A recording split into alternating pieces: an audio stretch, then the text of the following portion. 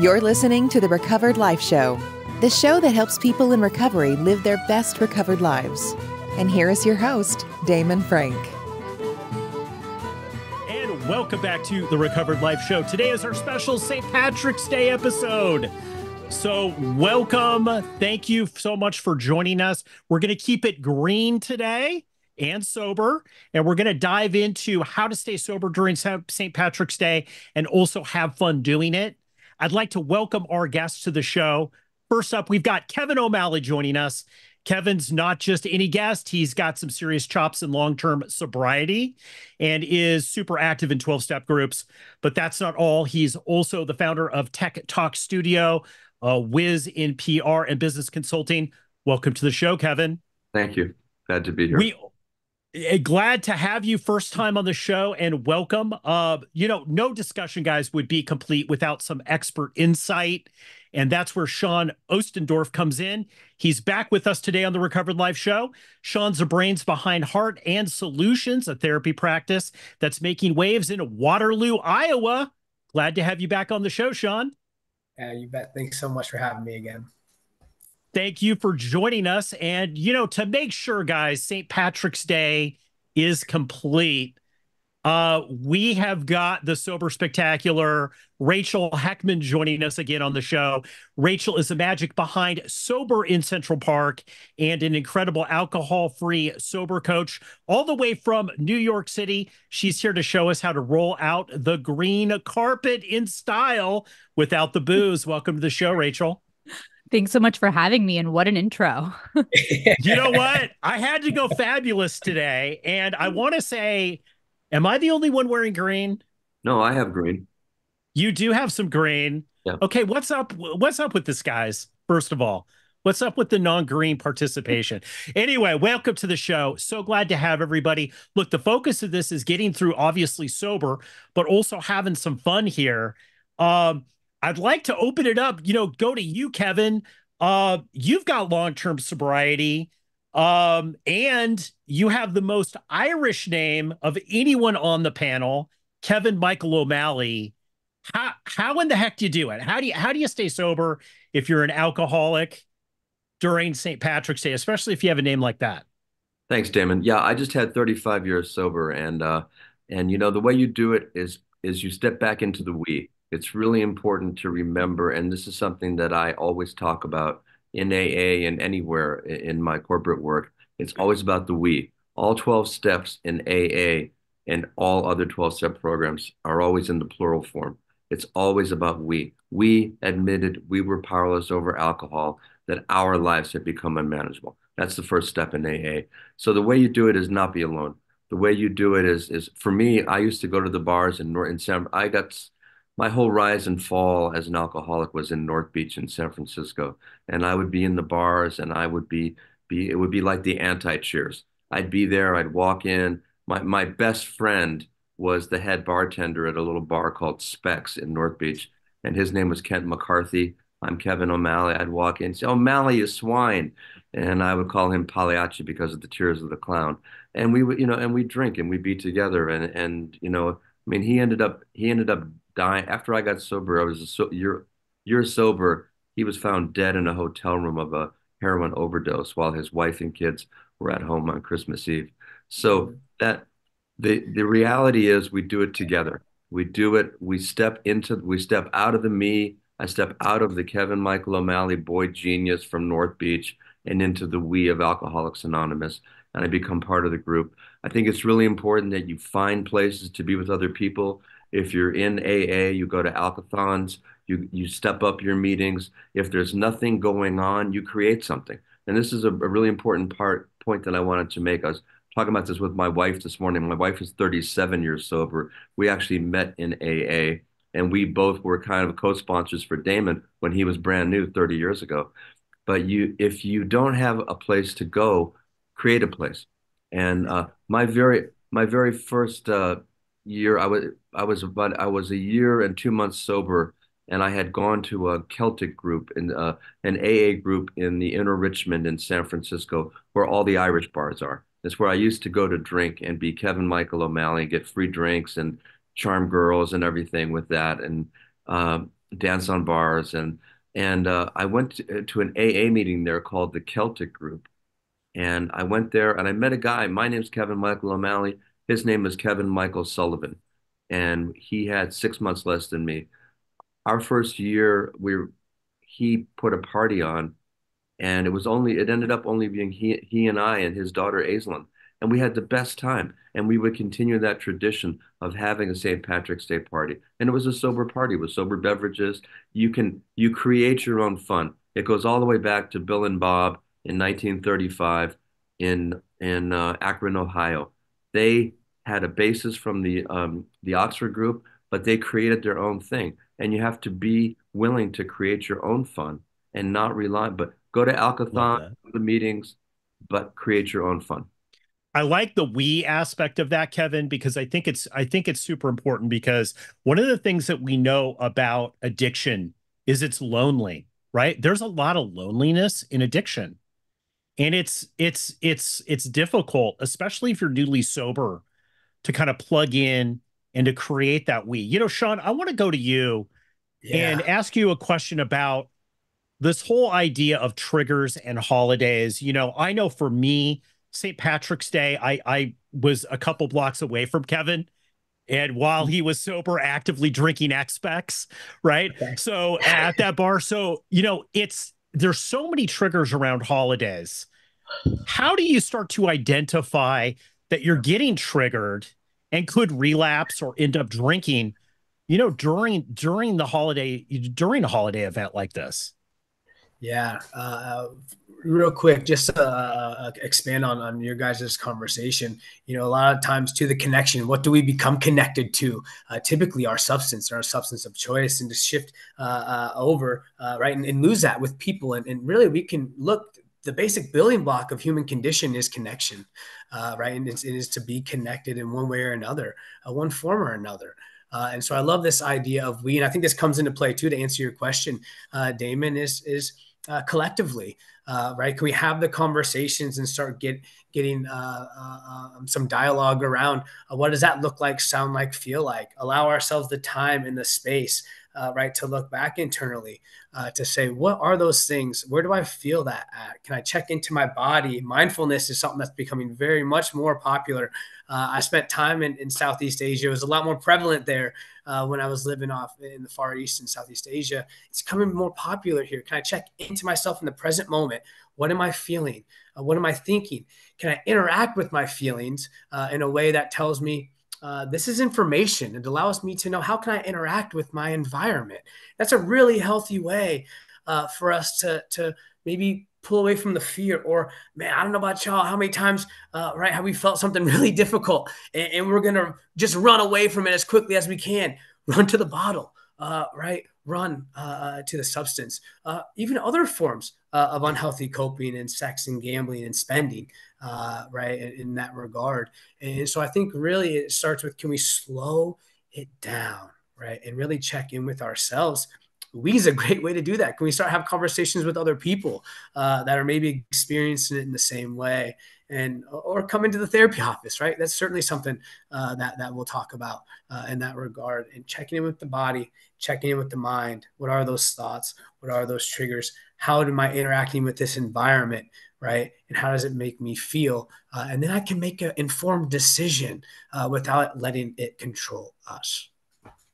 I love that. I love how you're focusing on the mindfulness of it all, because it seems to me, we talk about this a lot on the Recovered Life show, that when people relapse, after you kind of dissect that, it really is they're in the future or they're in the past. They're never really in the moment. In the moment, typically everything is okay. But what are some strategies, Sean, if you find yourself future tripping, in regret because holidays do this, they trigger things for people where they'll have regret or they'll have resentments. How do you pull yourself back into the present? And that's meditation 101, right? Our mind's going to wander. right? And it's not about our mind wandering. It's about coming back to our mechanism, coming back to that present moment.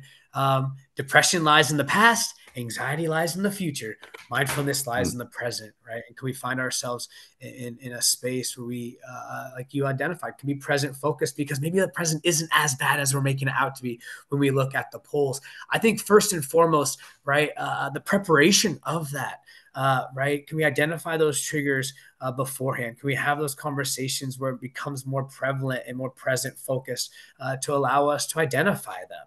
I think that's first and foremost. What are some things that might come up? What are some things that could be very difficult? What are some things utilizing the past and the future in a way that helps us, encourages us, right? And having, again, those conversations, to go back to the we pieces, those are things that we'll certainly have in the therapy room, but can certainly happen in other ways, shapes, and forms as well. I think the preparation piece is certainly there.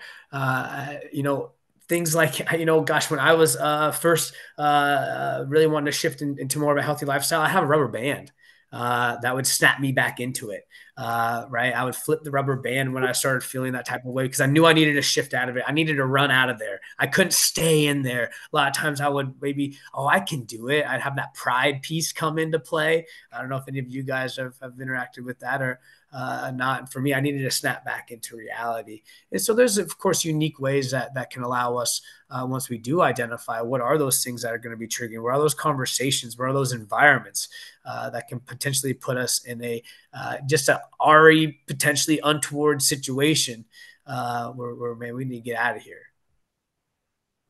Rachel, I want to pivot to you real quick, because one of the things that was huge with St. Patrick's Day for me was I got sober in my mid-20s. So it was like, okay, well, that's it. My life's over.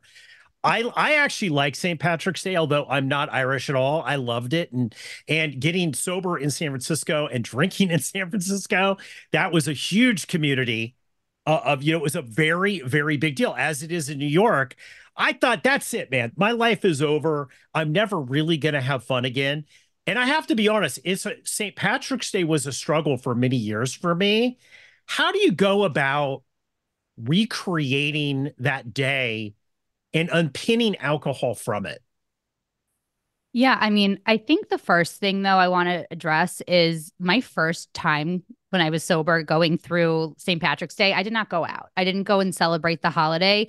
I stayed in and I hibernated, and I really just took care of myself, because I think when you're really early on in your recovery, don't tempt yourself. Don't go out and be somewhere where there's alcohol. Don't try to do the things you used to do in the past, because if you only have a few months under your belt, that's like playing with fire, especially for a holiday that centers around alcohol. So my biggest advice is, if you only have a few months of sobriety, do not go and try to go to the party. Don't try to go to the bar.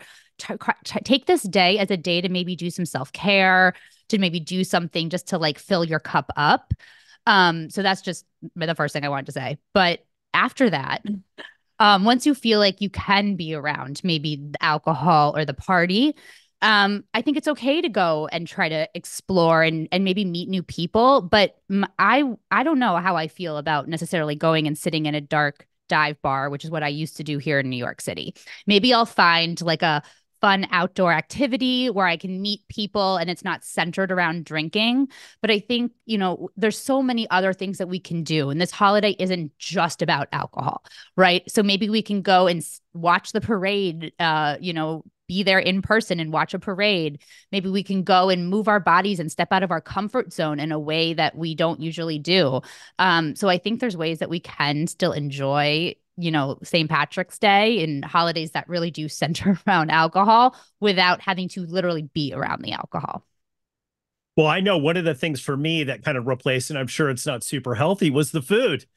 Like, I love eating, so corned beef and cabbage is always fun, and it's kind of a tradition. And as long as I don't go overboard, I go with that. But I love what you're saying, Rachel, about creating these new experiences, right? I'd like to open it up here, to all of you about this whole idea of creating these new experiences during St. Patrick's Day, and also knowing when maybe you're a little bit too much in front of your skis, right? Like, you're a little, like Rachel's talking about tempting fate. I'm a big one on that. Like, don't put yourself in this situation, right? Like, how did you all judge that, or with clients judge what's not safe and safe?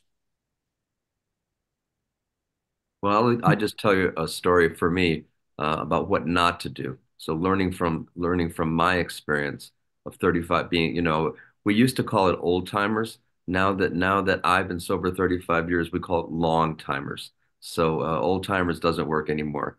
Long timers. But my very first year, I had crashed and burned. I had been evicted from my apartment. I had been woke up in General Hospital in San Francisco under restraints, out of my mind, severe alcohol withdrawal, acute amphetamine psychosis, great big bandage on my head. And I went from there into a 28-day program at the hospital. From there, I moved into a halfway house. I moved into the halfway house on March 16th, the day before St. Patrick's Day. And because I'm Kevin Michael O'Malley, I still went back to the bar on St. Patrick's Day. So I went back to my home neighborhood in North Beach, my home bar, Specs, with Kent McCarthy, the bartender. And I went back there just to show them how well I was doing. And I ended up meeting a girl, hanging out with her, having to take a cab back to the halfway house, outside making out with her, having to decide, do I blow it in this halfway house because this cute girl is here, or do I go in and choose my sobriety? Because she was visiting from, I think from St. Louis, and I went in. I said goodnight to her and I went in, but that's not the way to stay sober. That is not a good idea. Going back to your old haunts to prove you're still sober. I'd go back to those bars in North Beach. Hey, Kevin, are you still on the wagon? And I would try to explain to them that I was in recovery, but they didn't care. They didn't know it. But I think what was said a few minutes ago about don't tempt fate. You don't have to go and prove anything. I wanted to prove to them how sober I was, and I wanted to not be missing it. And I'm not missing anything. And it says in the big book we can go anywhere if we have a reason to be there, even old-fashioned whoopee parties. No, and I don't even know exactly what a whoopee party is, but it's okay to go see music. It's okay, but take your time. There's no rush. And always have a backup plan. Always have a sponsor to call, friends to call, have money for a cab if you go with somebody else. Have an exit strategy. That would be what I would say. Make sure that you find fun things to do, but don't go back to bars right away. If there's music, but don't go back to your old, really run down, seedy place like I did. Go to a nice, happy place. Go outside and enjoy it. And have a therapist on call. Have your sponsor on call. Have both people with a lot of time that you can call, and your own sober posse that are people who came in at the same time as you, that you're all in it together. I love that. And I just wanted to add something too from your conversation earlier of like when you're feeling maybe bad or, regret from the past, what I tend to do is I try to go immediately to a place of gratitude because, obviously beating ourselves up about stuff we did in the past is not going to do anything to the present. But instead of just sitting there, I try to at least find things I'm grateful for in this moment and things that I'm grateful for that have changed since whatever I'm thinking about for those regretful situations. And if that really still doesn't work, I get out and I just start walking and moving my body. And that always makes me feel better, whether it's the endorphins or the movement. It helps me, like you said, with the rubber band, literally snap out of that state that I'm feeling. So those are my two biggest pieces of advice too. If you're feeling any type of way, move the body and do some gratitude. We always do shift in the therapy room. How do I shift out of this piece, whether it be even outside of the substance use, right? And if we're in those types of headspaces, which of course those headspaces, right, that's a trigger, right, for us to maybe go back down those paths or to enter into some essence of unhealthy coping, right? Can I find a way to shift? If I tell you not to look at the dartboard behind me, right, that you're going to think about the dartboard. If you tell you to leave the room, right, now we're able to shift out of it in a way that's going to be maybe a lot more helpful, supportive, and encouraging to get out of whatever headspace, trigger, urge, right? Damon, to use that type of language that you utilized earlier, essentially, even right from my perspective, re-traumatizing, right, allows us to get back into those spaces that it might foster something that's a memory, right? Maybe there's a feeling, maybe it's more bodily, right? That encourages us to want to go back to something that we know that challenges our values, our morals, our character. Yeah, not who we want to be. Absolutely, Sean. Absolutely. And and I think one of the things that has been mentioned here is the having of the plan. Like each of you in different ways talk about this bigger plan. And one of the things that I found that would get me into trouble, get me into situations where I shouldn't really be there, was not having a firm plan. And I felt that I have this, for whatever reason, have that guilt gene sometimes that would be put in. So if I made a commitment to do something, then I felt obligated to do it. So I love this, creating this sober plan and then committing to that early.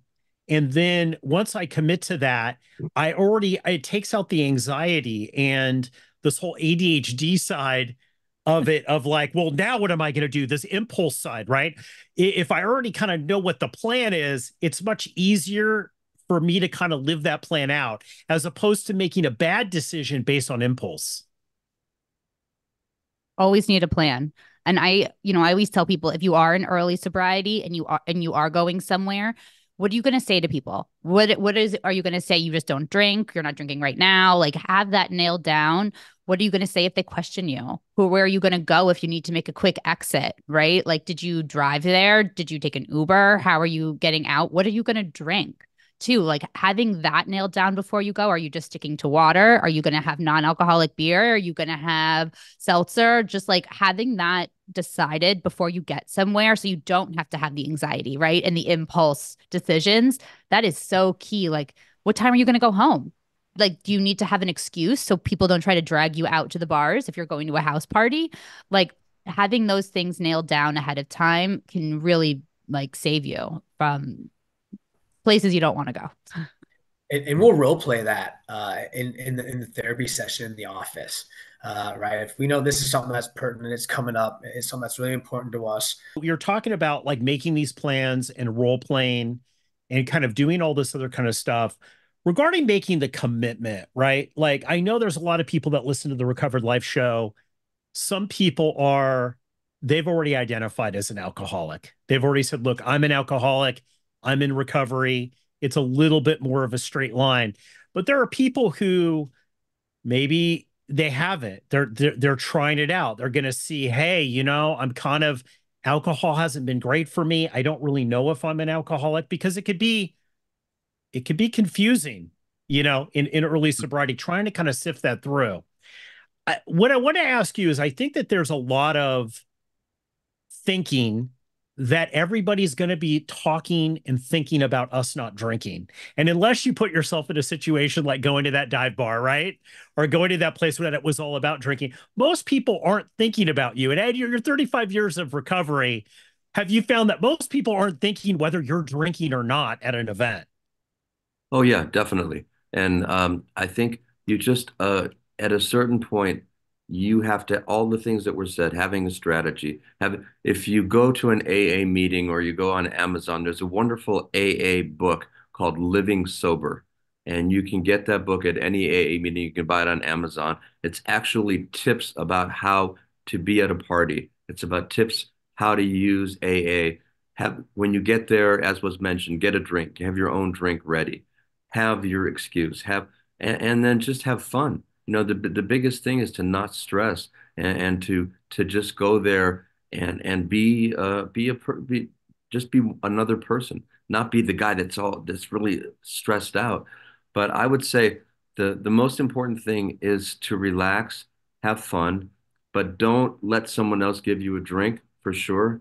Have your own drink, have control your own space, have your exit plan, have your money be ready to take an Uber, be ready to go. But I would say that the most important thing is to remember that nobody really cares. You think you're the most important person at the event. You're not. Nobody really cares. So just have fun. And really that's the biggest thing I can say. The way you get sober is your life is really shit. It's no fun at all. But the way you stay sober is by having fun. The way you stay sober is by, it says in the big book, we're not a glum lot. We absolutely insist on having fun, and we do. And if you don't have fun, you're not going to stay sober. But when I got sober, there were lots of AA events. There were sober dances. There were all kinds of parties that would go on, and they don't happen as much anymore. And it's kind of awkward. I mean, being 6 months sober, going to a sober dance, and you don't know how to talk to girls when you're sober, and you don't know what to do. And but they're actually fun. And I would recommend, if you're just looking, am I sober? Am I not sober? Am I an alcoholic? Well, there are plenty of open AA meetings that you can go to just to start to learn about things. The only requirement for AA membership is a desire to stop drinking. There's no definition. It's not like getting booked in at the police station. It's what you choose to do. So and really, when you and I got sober, it was a lot hard. I mean, we had to have a clear bottom. I had lots of blood, eviction, general hospital, out of my mind, under restraints. You don't have to have that. When AA first started in 1935, it was all older men with very low bottoms, lost everything. Later on, it changed. Later on, lots of young people come into AA now, very young, and maybe never even drank that much at all. Mostly did drugs. But it doesn't have to be hardcore like the old days. You don't have to lose everything. It's a choice.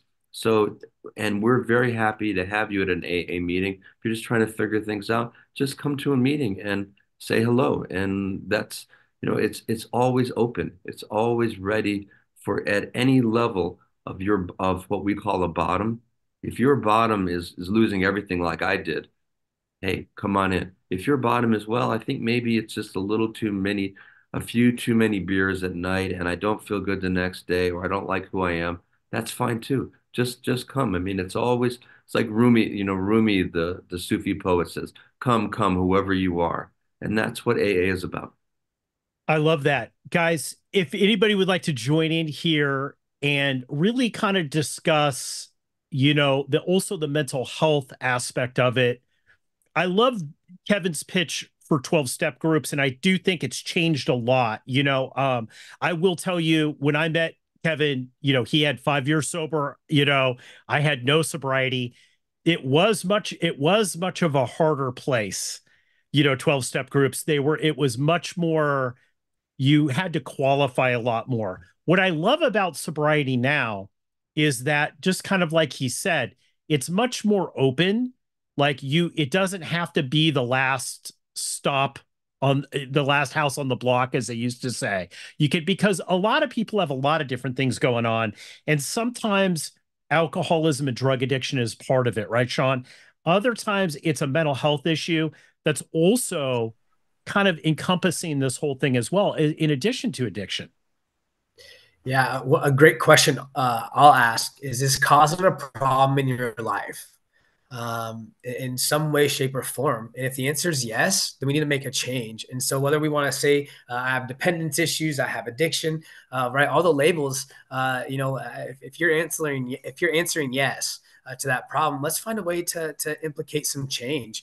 And from my perspective, and again, I don't want to over, arching umbrella of this is, if you are coming in with some essence of a concern that's more externalized, like a substance use, it's to me unhealthy coping. Again, that's from a trauma perspective. What happened to you that I am now utilizing this resource I'm calling it a resource, right? It's unhealthy, it's consequential, it's problematic. And I've too have been there in that regard.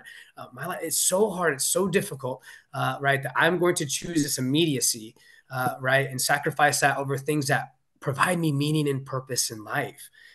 Right. And so, of course, want to make sure that we identify those things in the moment that can help us, right, to quiet that, right, to find those healthier methods, the mindfulness piece, as we talked about earlier. But from my perspective, I want to get underneath of that, right, uproot the weed to some degree, if that's a metaphor that works for you. What happened? Why did we go to substance use to allow for some sense of purpose, meaning, and fulfillment, to get away? Maybe it's not even it provides us meaning, purpose, and fulfillment, but it distracts us enough from the things that are hurting us, that the pain, typically starts off mental and emotional, right? And can certainly be physical as well. And the more and more we cope from a mental and emotional perspective, it will become physical, right? And then it'll really stretch the dependence piece. How do we get underneath of that? And that's the mental health and the emotional health perspective. Viktor Frankl came up with logos therapy. Can we find meaning and purpose in our lives? And if we can do that, boy, can we find a way to shift out of needing substances to exist in the way that maybe they once have in our lives. I love that. I love that. I think utilizing everything that's available to you is so important. And that's why I wanted to kind of put together a panel like this. I have to ask you, Rachel, you've had a big shift. You're a very social person. If there was anything going on that I want to know about, I would call you, right? Because you know what's going on. You're very plugged in, right? How was this shift for you into sobriety from the life that you had that was very alcohol and substance centric? And I know there's other things that you've shared on previous episodes about ADHD and dealing with that whole thing. How has been the shift? What have you noticed from the shift with your own perspective about now pursuing sobriety, going through things like St. Patrick's Day? I mean, I would say that I think back to old St. Patrick's days the before days, and I don't even remember them. Like they're mostly just blank, like blurs of alcohol, of other substances. And, I knew though back then that I had to get sober. And I would beat myself up. I wanted to drink, but then I would regret it. But I knew I wasn't ready. And now I think honestly, I don't celebrate St. Patrick's Day now. I don't really feel the need to want to go out and celebrate a holiday that really just glamorizes drinking, when I think that is probably it's the antithesis now of what I want to do. But it took me a while to get here. And, I definitely think the first year or two, I did kind of have FOMO. I did kind of feel like I was missing out. But I had to really understand why did I think that? And like you were just saying, like, why was I drinking?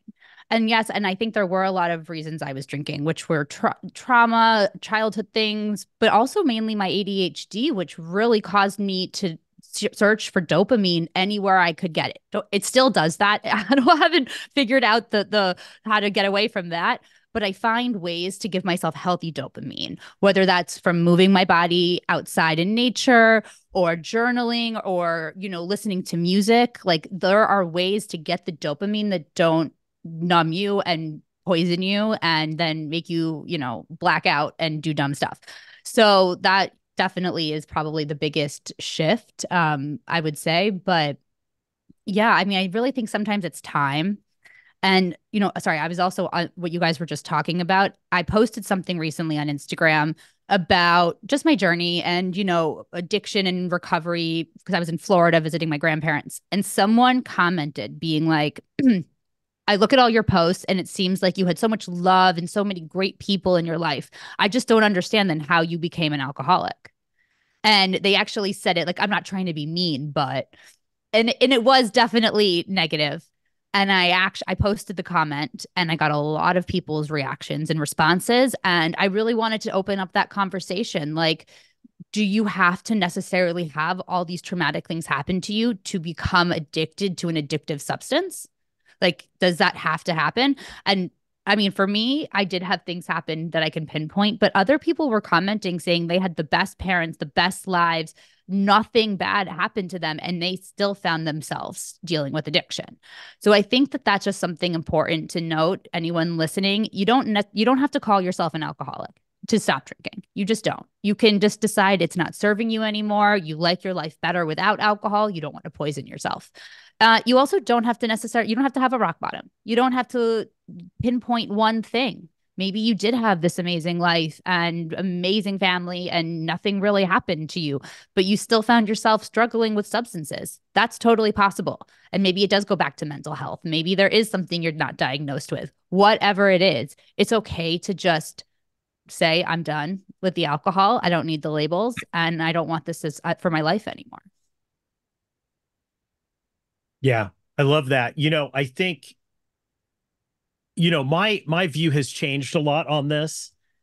coming from a 12-step background where it was very definitive. And for me, I needed that definitive because, I am an alcoholic. I'm somebody that physically, when it goes into my body, something happens that I can't explain. So, for me, I cannot drink alcohol. And what I have, I define as alcoholism, right?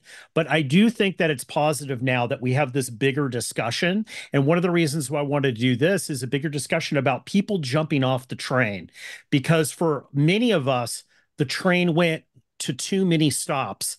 And we know through alcoholism and just, alcohol use disorder, drug addiction with fentanyl out right now and not knowing the amount, the dosage, and all the dangers that are out there in the world, plus other people who suffer from other mental health addictions and are on medications and are mixing this now, that the getting off the train earlier is going to be better, right? Like not having to define St. Patrick's Day as your bottom, because I know there's a lot of people, St. Patrick's Day was their bottom. They woke up the next day, that was it for them because they had consequences that were big, right? Like you don't have to have these major consequences to pursue a sober life, whether you decide that you want to be that you're an alcoholic, like I've decided, or not. And I love that, and that's one of the reasons why I want to do this is to educate it. And also too, I have found in my own personal experience of working with other alcoholics that the sooner that somebody realizes that their activity as far as drinking and using drugs isn't like their fellows, whether or not they decide at that point that they are going to get sober and maybe they do it 20 years later, I know that seed grows in their mind. And I have seen people wake up 20 years later and say, I had the solution back then. I have an alcohol problem, right? And I'm gonna deal with this and I'm gonna get some, right. So I think that this is such a great conversation. I'd like to end this panel here, just kind of opening it up. Kevin, we'll start with you. Any last things that you'd like to say about staying sober, St. Patrick's Day, this whole sober journey? And then we'll just go around and we'll end it. Sure, I have a couple of things to say. I was making some notes while you were talking. One thing I want to point out as being someone who is a purebred Irish Catholic, um, in Ireland, St. Patrick's Day never was a big outdoor drinking holiday. I mean, Irish people drink. I mean, there's no doubt about it. And drinking is at the center of Irish culture. But having the special party day does not happen in Ireland. In Ireland, St. Patrick's Day used to be a day that you would go to church. Now it's adopted the American thing, but I was telling you about my friend, my partner in crime, Kent McCarthy, who was my bartender and my partner in crime. And I've got some great stories about him. But he had a roommate who was also Irish, a guy named Sean. And he was sober 25 years. So McCarthy was still drinking. Sean and he went to Ireland. He sent me a postcard. I was in recovery already, living in a halfway house. He sent me a postcard. It says, "O'Malley, you swine. Half of Ireland is in AA. The other half is drunk. I don't know which is more annoying." And that gives you some insight. I do want to say for me though, the great thing about going to an AA meeting, going to therapy, going to any kind of support group is finding other people who think the same way you do. And for me, I would say a critical component of being an alcoholic or needing to stop drinking was that I felt like there was nobody in the world that could understand how I felt. I was an only child. I spent a lot of time growing up in Europe.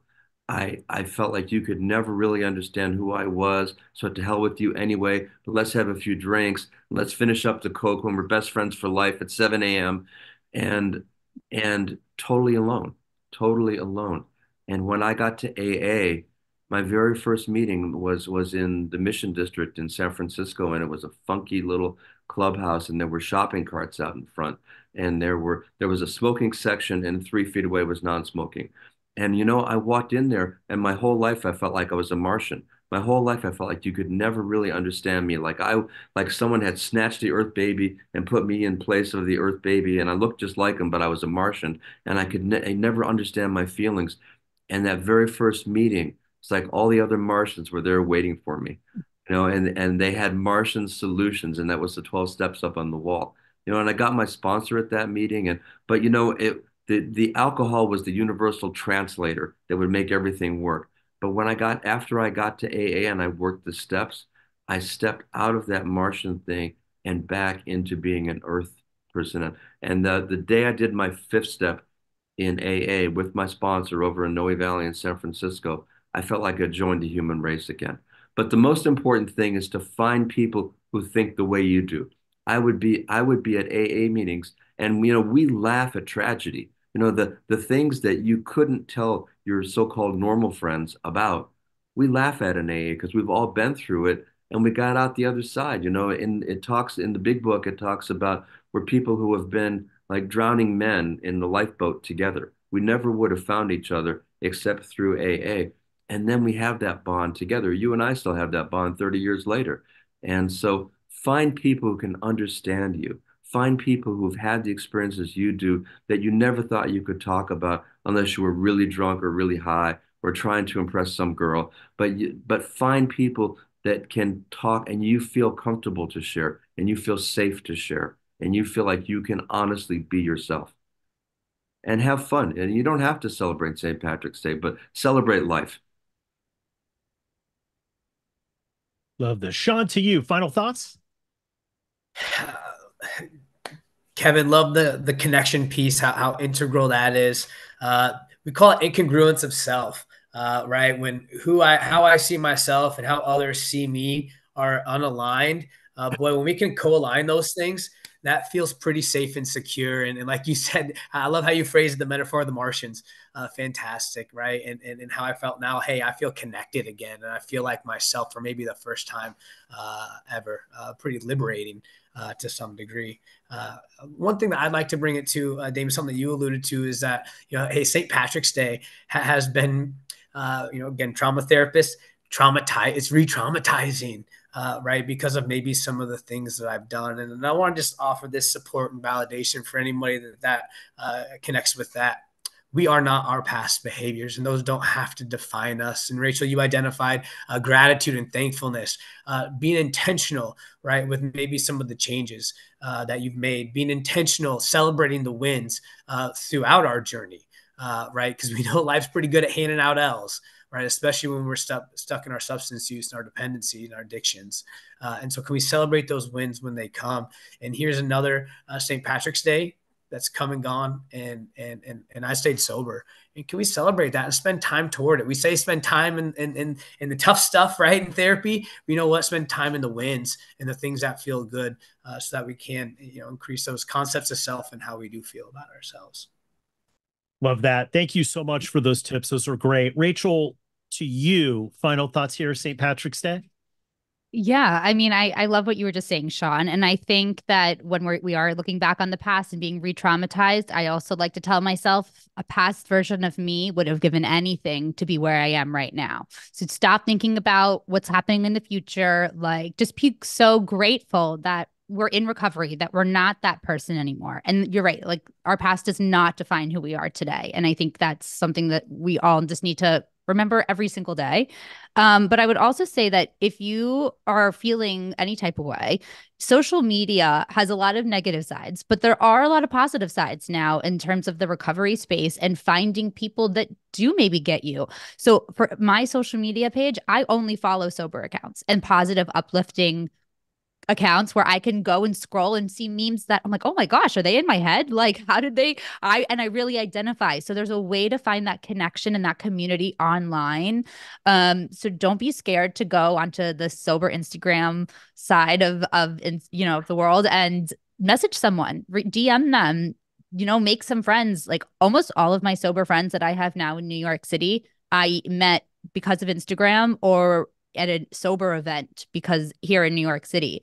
And don't be scared to kind of search for sober events in where you live. Like there actually are a lot more popping up every day. There are sober bars now where you can go and hang out. I mean, they're actually opening all over the country. So there are different things that you can do to step out of your comfort zone and still have fun and meet new fun people. So don't be scared to push the comfort zone because that's how we grow and change and learn. Kevin, Sean, and Rachel, thank you so much for joining us today. Guys, if you're listening to this out there and you are struggling if you're thinking you can't do it, I think this episode is a testament that you can, you can stay sober during St. Patrick's Day and use all the resources that we mentioned here, connecting with the group, kind of knowing when you're going to come and go places, having that plan, and then being really present, in which I think is a really great takeaway is like being present in what you're doing and where you're at. Guys, thank you so much for joining us today for this special episode, and we really appreciate all of your time. Thanks, Damon. Sometimes addiction recovery can be a lonely battle, but you don't have to fight it alone. At Recovered Life, we're dedicated to helping you live your best recovered life. And that's why we're inviting you to subscribe to our free weekly newsletter. Every week, we carefully curate exclusive content from leading minds in addiction recovery, mental health, and all things important to the recovery lifestyle. Stay in the know with the latest news about addiction and get exclusive invitations to special recovery-focused events and explore insights tailored to support recovery from alcoholism, drug addiction, codependency, disordered eating, dysfunctional family dynamics, gambling, and so much more. With our newsletter, each week becomes an opportunity for growth, healing, and taking a step closer to the life you deserve. Take your first step towards a brighter future today. Go to recoveredlife.us and subscribe for free. Sign up now at recoveredlife.us.